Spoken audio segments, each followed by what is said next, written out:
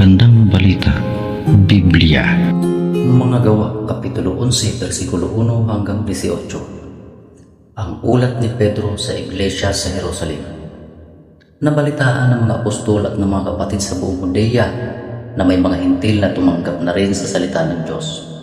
Kaya't nang si Pedro ay pumunta sa Jerusalem, tinuligsa siya ng mga kapatid na naniniwalang dapat tuliin ang mga hintil. Bakit ka pumasok sa bahay ng mga dituling hintil at nakisalo ka pa sa kanila? Tanong nila. Kaya't isinalaysay sa kanila ni Pedro ang buong pangyayari. Ako'y nasa lungsod ng Joppa at nananalangin nang magkaroon ako ng isang pangitain.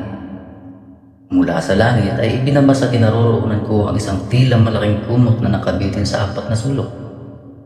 Pinagmasdan ko itong mabuti at nakita ko roon ang iba't ibang uri ng hayop, lumalakad at gumagapang sa lupa, mababangis at mga lumilipad. Pagkatapos ay narinig ko ang isang tinig na nagputos, "Pedro, tumayo ka. Magkatay ka at kumain." Subalit sumagot ako, "Hindi ko magagawa yan, Panginoon. Hindi ako kumakain ng anumang marumi o di karapat dapat kainin." Muli kong narinig ang tinig mula sa langit, "Huwag mong ituring na marumi ang nilinis na ng Diyos."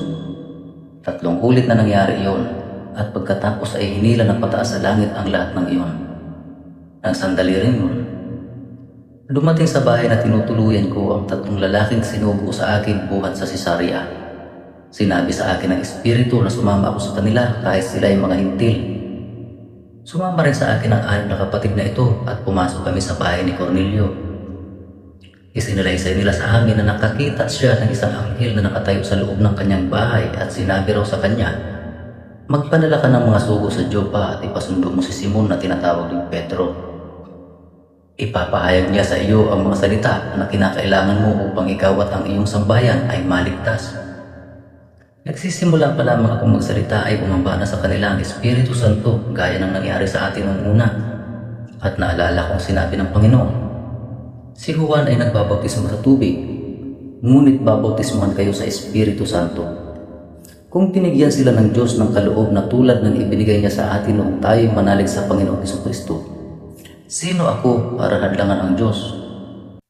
Nang marinig nila ito, tumigil na sila ng pagtuligsa at sa halip ay nagpuri sa Diyos.